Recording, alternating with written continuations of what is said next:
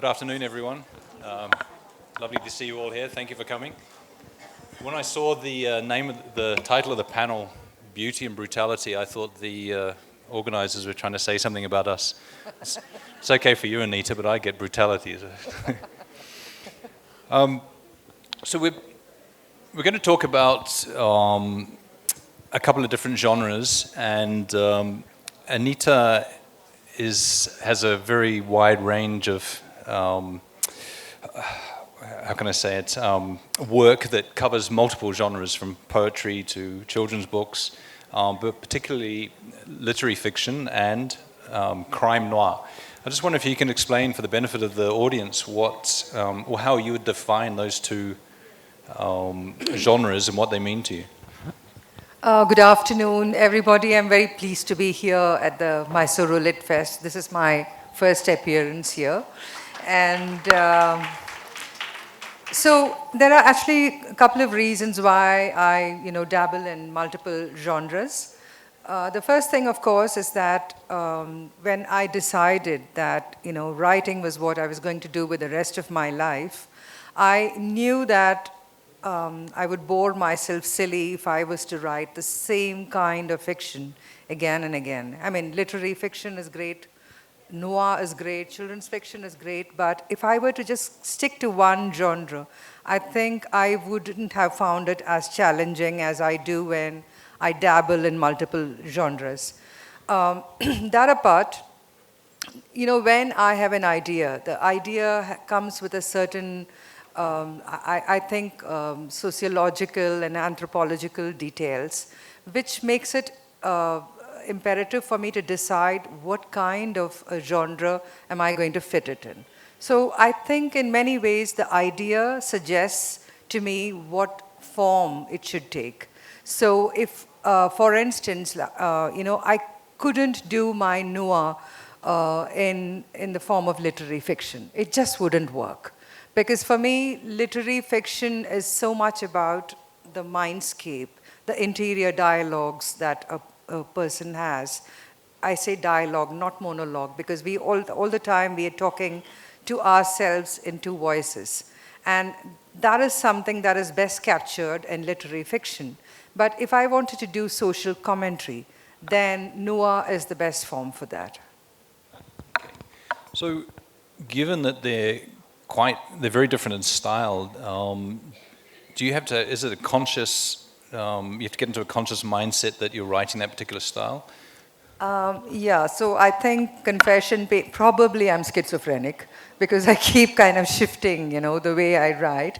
But like I said, the moment I decide what is it that I'm going to be writing about, and I have, a character in my mind, I think there is a kind of point which I think you would understand, every writer does. You kind of transmigrate into the skin of that character.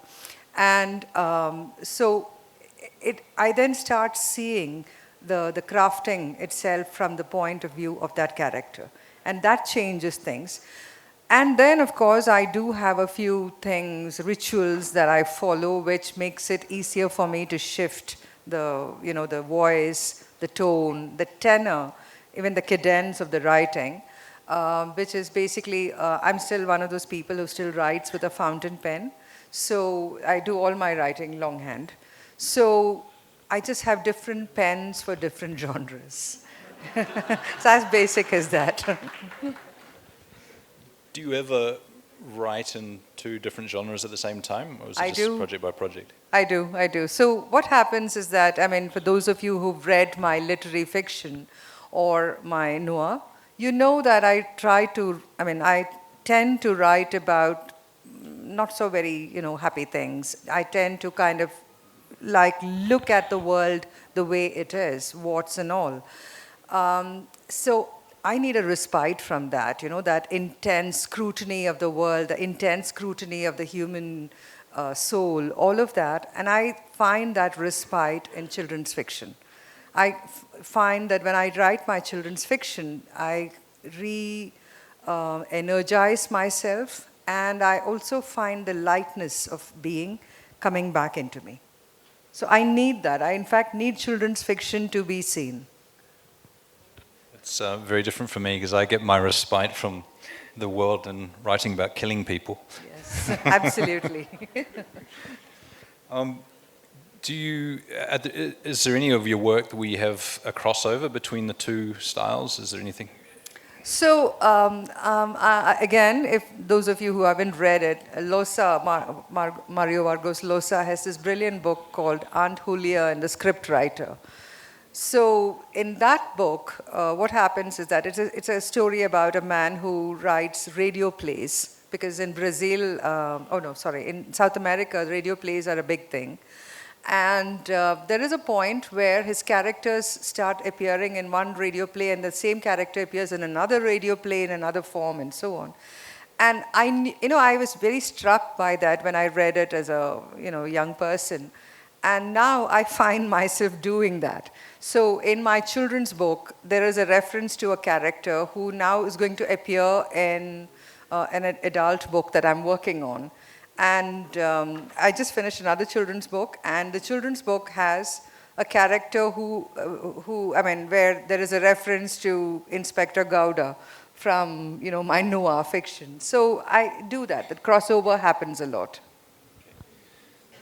Your book, Ladies Coupe, was much more female-centric. And then you wrote Cut Like Wound, which features Inspector Gowda, who's very jaded and cynical and perhaps not in the best part of his career. And the subject matter is quite dark. What prompted you to do something that's so different? So again, I never ever thought I would write noir fiction because again, this is a thing that I've mentioned before as well. The moment I start reading a book, I get very invested in the character. And so within like 10 pages, they're like my best friends. So I need to know what happens to them. So the thing that I do is I would read the last pages just to figure out, if everything is fine. Or I prepare myself for the shock of a tragedy and stuff like that. So I could never read noir because it's pointless, then thereafter. And so I'd finished my fourth novel of literary fiction, which was called Lessons in Forgetting, and it was about female feticide and the male gaze and all of that. And I remember thinking that I need a respite from what I was writing. I needed a respite that was completely different from the tone of voice that I'd been using until then, the characters that I'd been creating until then. And I had these... So one of the ways I work is I have all these images in my head, and then I try and figure out who these images are and what are they doing and why and how do they come together. So I had this image of this middle-aged policeman on a Royal Enfield Bullet, and simultaneously I also had this image of a transvestite dressing up. So the male turning into a woman. And I asked myself, what am I going to do with these two characters, and where are they going to fit into the realms that I write about, which was basically until then, I'd always written about suburban and rural India. And so how was I going to fit these characters in there? And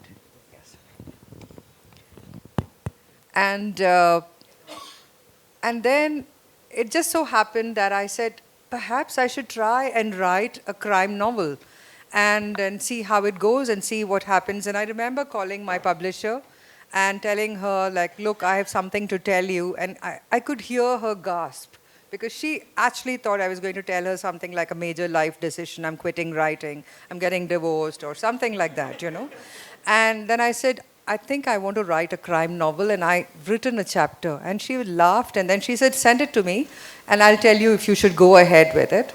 And she knows that I can't read, crime fiction, or I never read crime fiction until then. Yes, in school I did the Agatha Christie's and Earl Stanley Gardner and all those, the dated kind of noir writing that I read.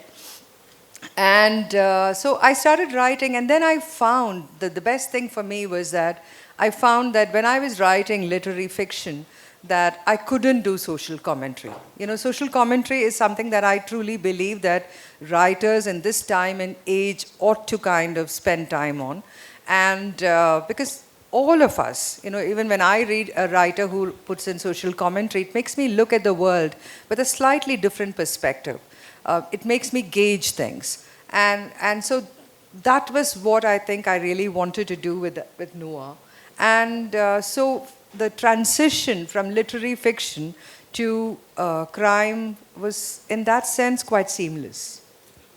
So was there much pushback from the publisher, and B, your readers? Because usually we associate one author with a particular genre. It's like restaurants. You don't go to an Udupi restaurant for non-veg, and Nati restaurant, you don't go to vegetarian. Did you find that any resistance at all?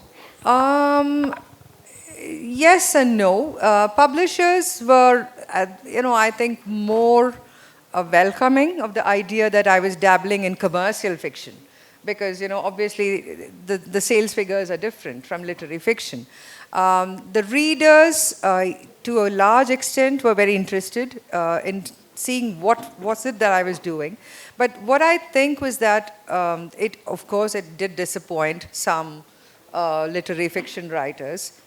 But at the same time, it opened up a world of whole new readers who only read crime. And so to read crime which is set in India, which, we don't have too much of crime writing in India.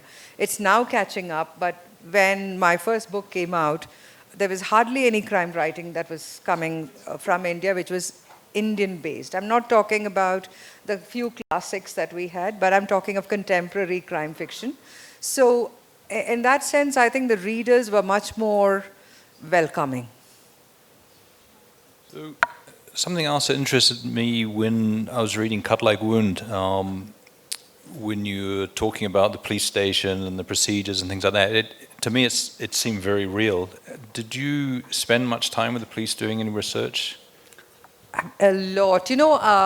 Like if you, as a Hindu, when you're born, you have your horoscope written.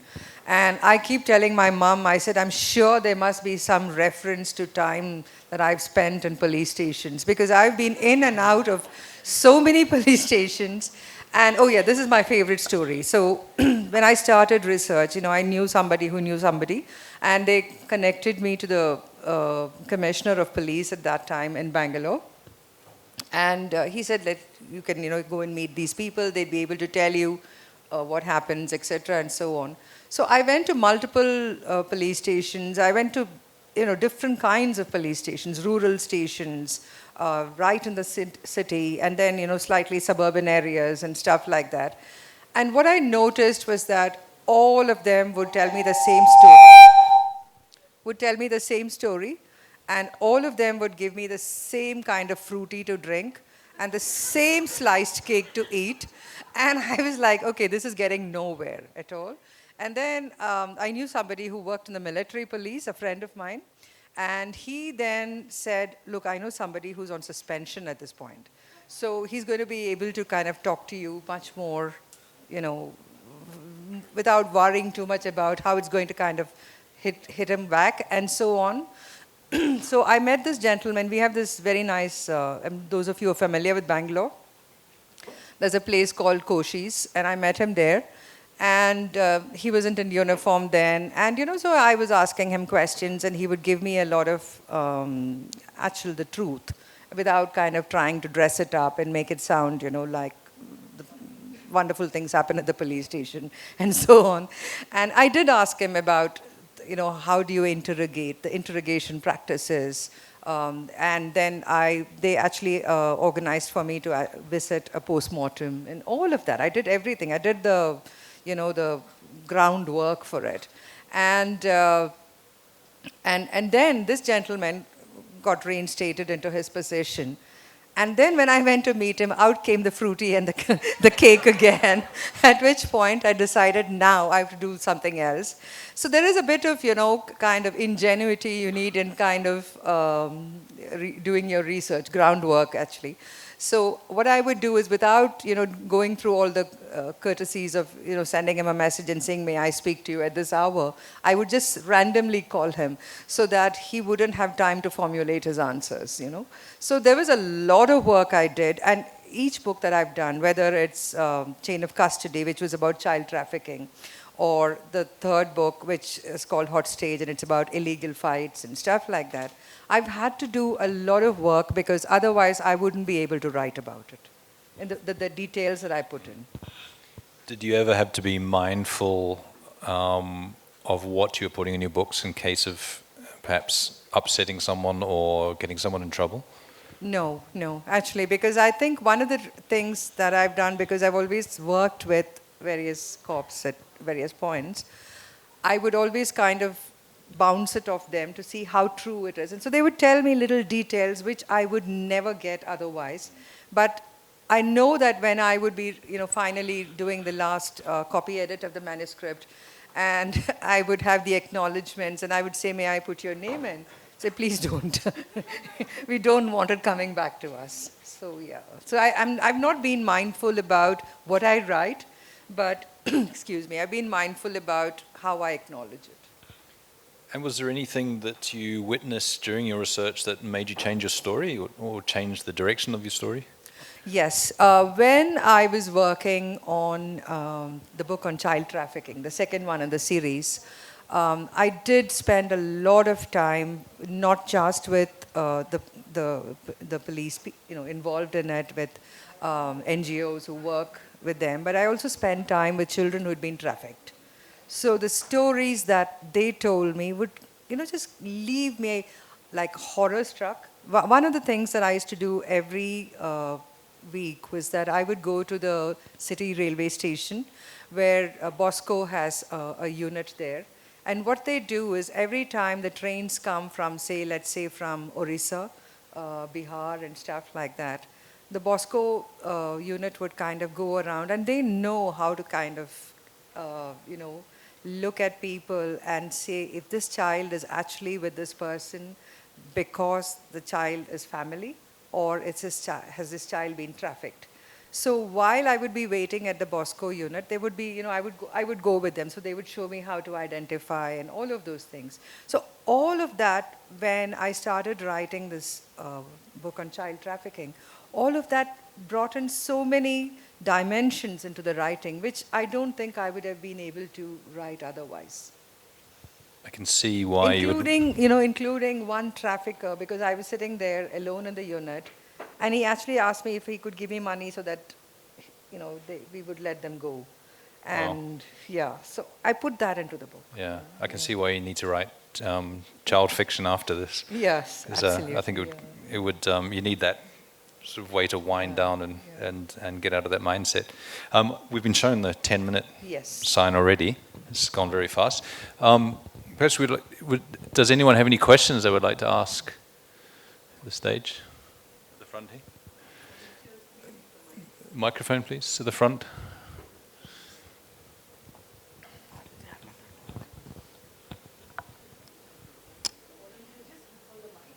It's a lady in the red sari. Thank you. Anita, looking forward to reading the books. I have to confess I haven't read them as yet.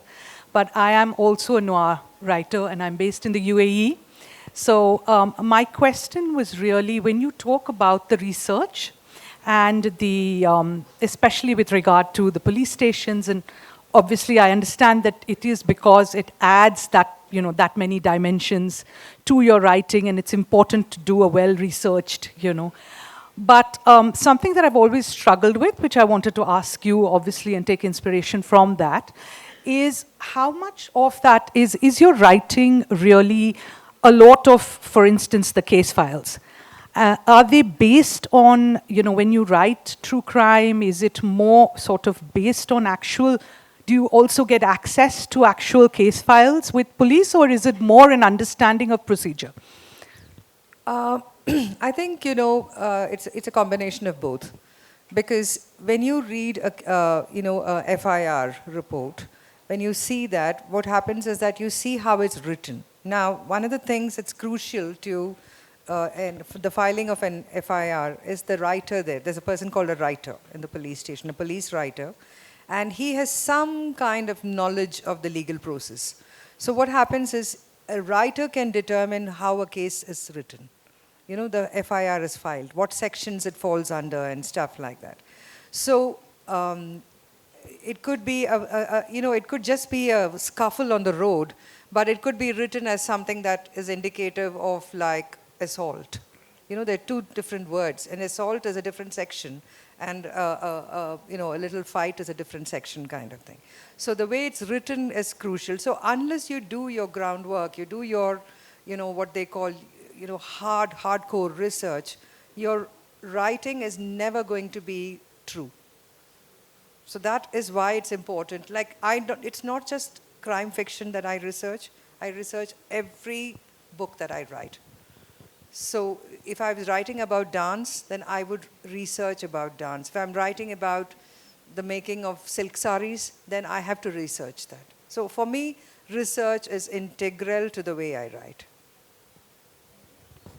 How much time would you devote to the research before writing? And how long would it take you normally to write? Books take me like about 4 to 5 years to write. Wow, okay. So when I'm writing one book, I'm researching another. Any other questions? No? Sorry? You're all shocked into silence?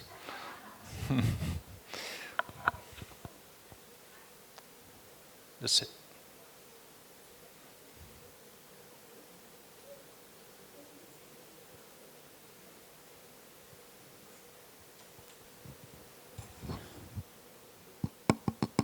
Yeah. Hi, Anita and Mark. Can you hear me? I hope you can. Okay. Hi, Anita and Mark. Just a question to Anita. You've written both poetry and you've written books, right? I have read one of your books a long time ago. Do you still write poetry? What are the challenges between doing the two types? Yeah. I still do write poetry, but it's just that, it took me like a long time to bring out one collection of poems. And the thing what happens is that I'm not somebody who's working on a collection, so what happens is that when I have enough, I bring out a poem, or when I think it's good enough. Because much of what I write I may not like, I might discard it or just set it aside. But basically, I think for me poetry, it's very, again, I'm very clear about why I write poetry. I write poetry because it's usually kind of a very, very strong emotional reaction to something. It could be happiness, it could be grief, it could be anxiety, it could be anything, resignation. It's an intense emotional outburst, whereas fiction in that sense is much more, I think, calibrated, the way I would write it. So I still write poetry. Can we have a mic at the back? There's a question right at the back. Thank you.